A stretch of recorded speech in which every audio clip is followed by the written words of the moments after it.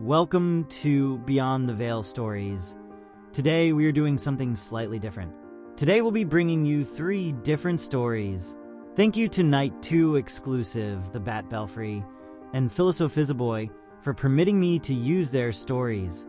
If you'd like to see their stories or browse these creators' other works, their links will be in the description. The first story up is I worked at a Halloween store that sells cursed costumes. Let's see what's beyond the veil. It was around September when I was just looking for a temporary job.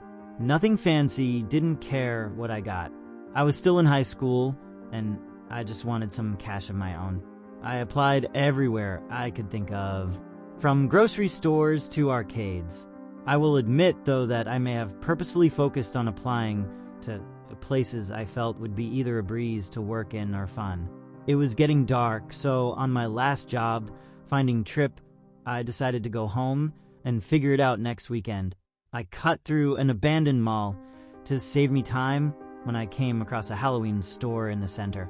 During the scary season, it's common for various Halloween stores to open in abandoned areas. But in the middle of an empty, dead mall was just unusual. The store also didn't look anything like the other ones. Probably another company trying to get into the competition. I looked up at the deteriorating orange neon sign that read, "The Halloween Hut. 'Tis the season to dress your worse." I walked in and was greeted by an employee sitting by the counter. I asked him if, by chance, they were hiring, to which he said yes. Flash forward to 2 weekends later. I sat at the same counter and was scrolling through my phone when a mom and her 2 kids entered the store. The mother asked where the children's costumes were, and I pointed her to the far left corner. They hurried along as I waited for them to come back. After a few minutes, I remembered that I didn't tell them to not try on the costumes. For some reason, that was the one rule my boss really cared for. I got out of my chair and headed towards them to let them know, and to my horror, I saw the mother lying dead on the floor as a small werewolf was feasting on her corpse. It stopped and turned to face me. Growling, it lunges at me, and I make a break for it. I was nearly out the door until a witch flicked her wand and tossed me back towards the werewolf. The werewolf quickly sinks its teeth into my right shoulder as I let out a scream. I shove it aside and push the witch into a rack of costumes. I rush out the front doors and don't stop running till I get home. I call the cops, but they found no store in that mall, nor traces that there ever was one. My family insists that I was just bitten by a rabid dog, and the shock made me think like this.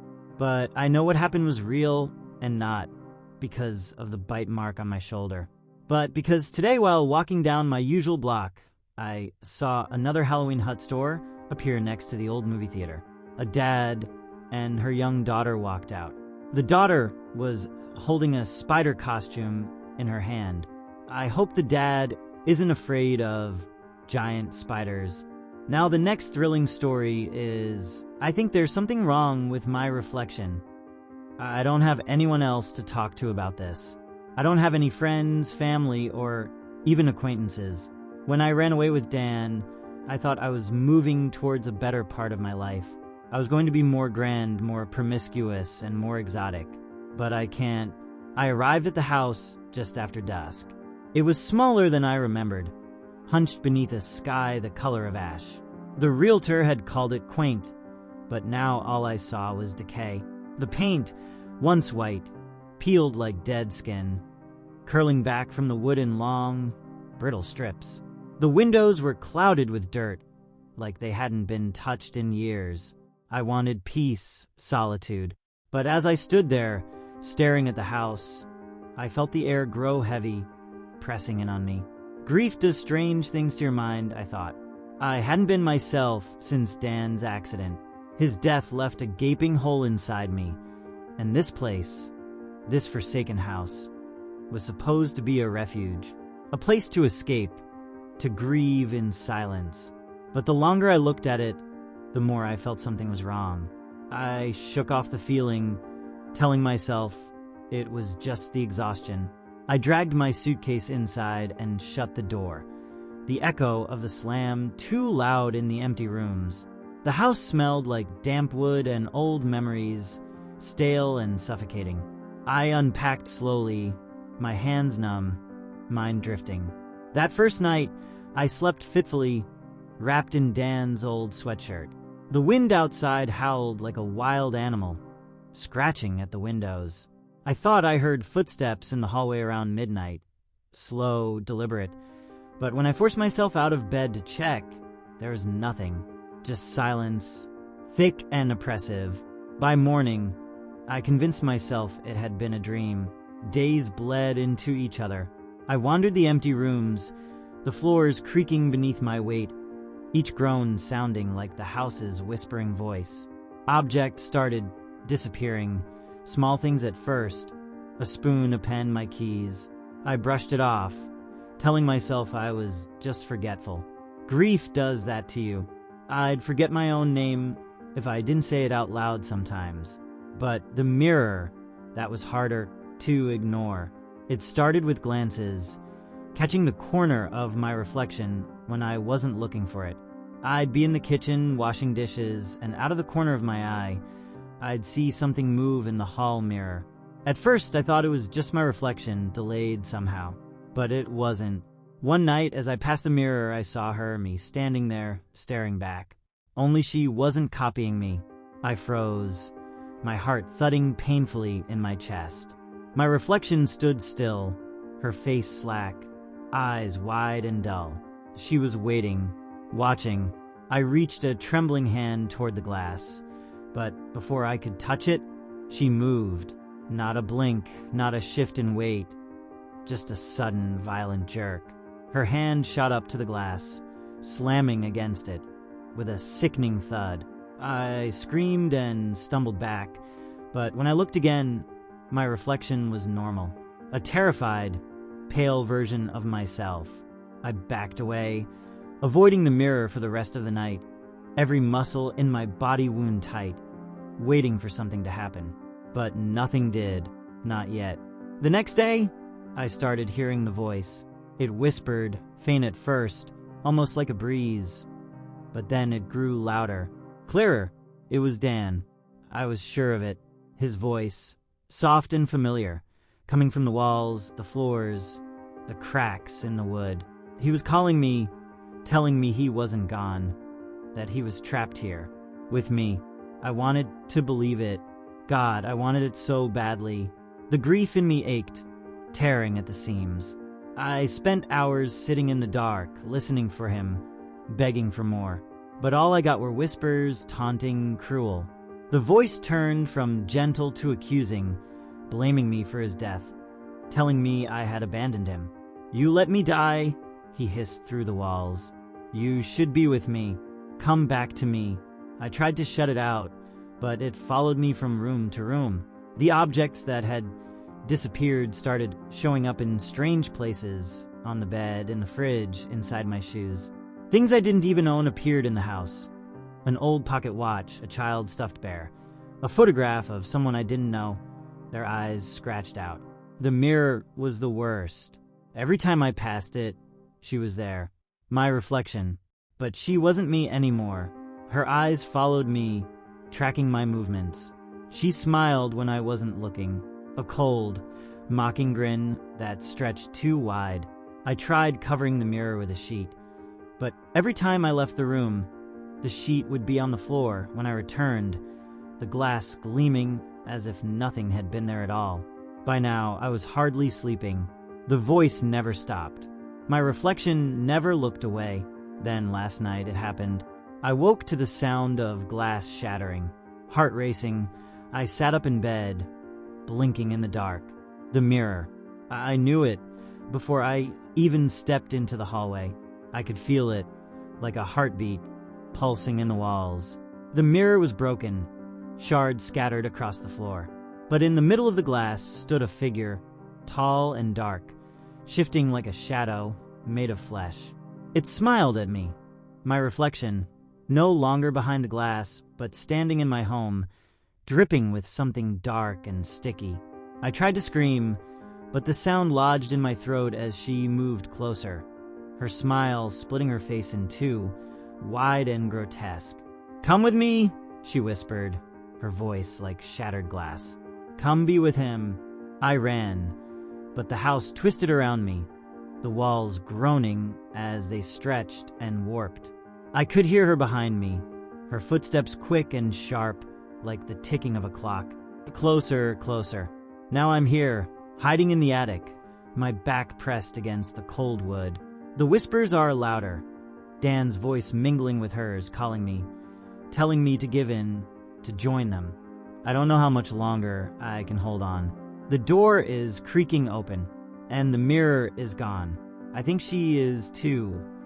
Now, for the last video in our 3 horror stories video is, by the time you read this, I'll be dead. I lived in a family of 5. We were constantly moving to ghetto houses every 2 years, which I found odd, all of which were small and barely had any room. So, growing up was a bit challenging, especially with my 2 brothers. They were both 7 years old while I was 13, so you can imagine they were the golden pairs. They both would always whine to get their way and throw the worst tantrums you will ever witness to get it.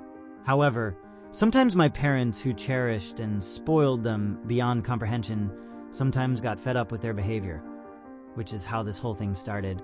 Before the whole thing started, we ended up moving once again. This time, the house seemed like a mansion compared to our old neighborhood, and the neighborhood could be Beverly Hills for all I could comprehend. So me and family settled in after some time, and everything was good. I was at the peak of my life until I started getting insomnia again. My parents took me to a doctor, but I could tell he hated me. He wasn't all playful like he would to a kid, which I was grateful he wasn't, but he wouldn't even ask me a simple, "How are you?" or even a "Hey." Just looked at me with a blank face, resisting the urge to frown. After a couple of weeks of meeting with my doctor, my mom came up to me with something in her hand. She told me, "Honey, I finally got a medication from Dr. Wanan." She showed me the pills I will be taking, except I found this odd because I saw the exact same bottle of pills on the doctor's desk, except the pills inside had a different color and even a different shape. While I did find this odd, I ignored it, popped the pill, and went back to playing my game. I was actually dozing off, and I eventually fell asleep. But what I experienced during the sleep makes me wish I just kept my former ongoing insomnia. I was in a nightmare, but this one was different from any other nightmare I had. I was in my living room watching television like I usually was, except I saw that my backyard door was open. I got up to close it and I went back down. Except when I looked back, it was still open, so I tried to close it again. When I went back to the couch, it was still open. In fact, it looked like I never even budged it from how it originally was. I gave up, thinking the door was broken, so I went to tell my parents, but they weren't there. I thought that my parents were busy somewhere with my brothers, so I thought nothing of it and continued watching television, until I saw a shadow walk past the backyard. My heart pounded harder than thunder. I immediately ran upstairs for my parents, but then I remembered that they weren't here. When I realized that I wanted to die, I grabbed a knife from the kitchen and dialed 911, but for some reason the call was literally declined. It took another pair of balls to grow out to check the yard, and nothing was there, but I heard a door closed. When I looked back, the backyard door was closed and locked. I ran to the fence door to escape, but it was jammed. This is it, I'm dead, I thought to myself. I heard a voice. I was scared from my hair to my toenails. "This is how you open it, watch closely," it said. The backyard door opened, and 1 minute later an entity with a black body and what appeared to a distorted human mask for a head. What teach dash? Before I could finish what I was gonna say, I felt a pressure in my stomach. I looked down, and the demon was staring into my eyes as he penetrates his hand into my stomach even further. I vomit blood, and he punches me in my hip. I am sent flying as a loud crack is all that's heard. I thought I was going to be sent to a different state until I hit my fence. The demon smiles and lunges towards me. I put my arms up to shield my head. However, I then feel intense sharp pressure in the back of my head. He wasn't trying to attack me, he was distracting me from his partner. Before I have time to look back, a third demon hops the fence and somehow gouges out my eyes in a flash. I was in too much pain to even care about the demons until I realized something. I can't see anymore. All I can do is hear the laughter of the demons and an unbearable pain all through my body. They were eating my flesh. I hear my parents, but instead of them screaming, they get closer and eventually also chew on my body.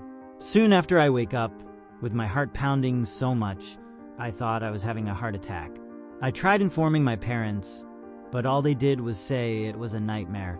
I told them how I was afraid to sleep and told me to take another one of those pills.